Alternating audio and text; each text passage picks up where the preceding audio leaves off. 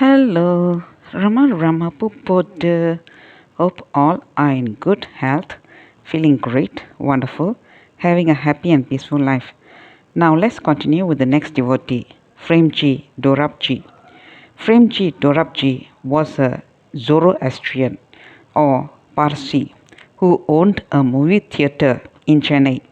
From childhood, Fremji was so devoted to sages and saints that wherever there were sadhus and sannyasins, he would go fall at their feet.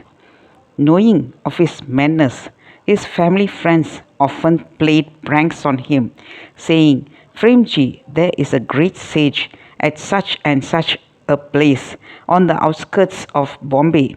He would go there immediately with offerings of fruits, only to find no one like that there.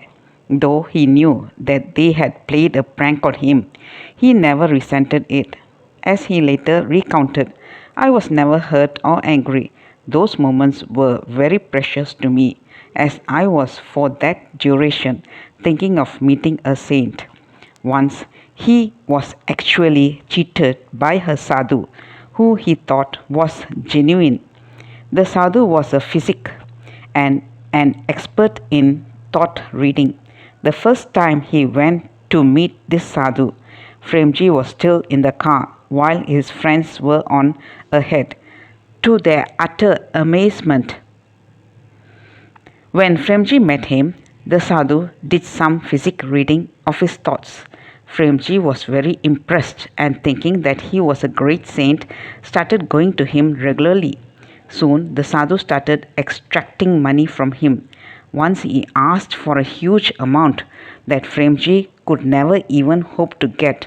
On being told that, the sadhu threatened him, if you do not come with that money, I will curse you. Your whole family will be destroyed.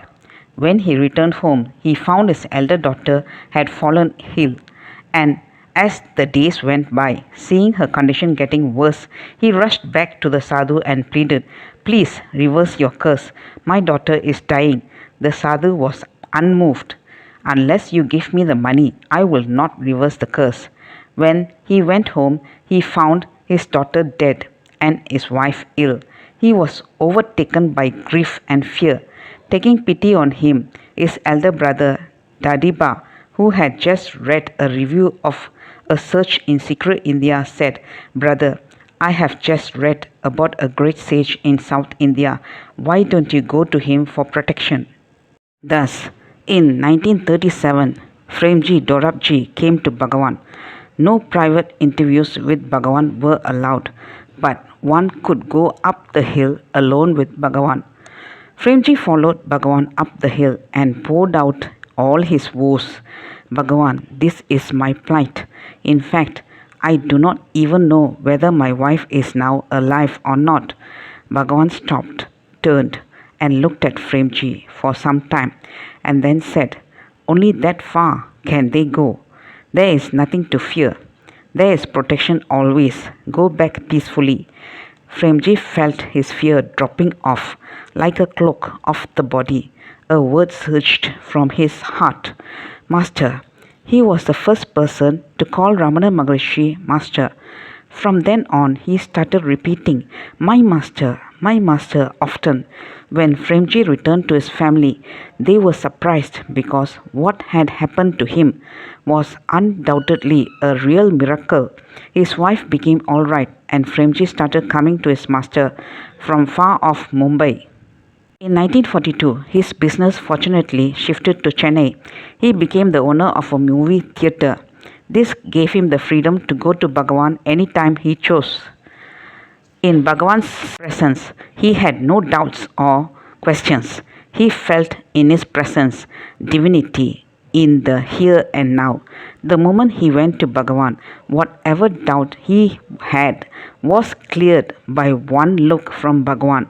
At other times, somebody else would raise the same doubt he had and Bhagavan would answer it.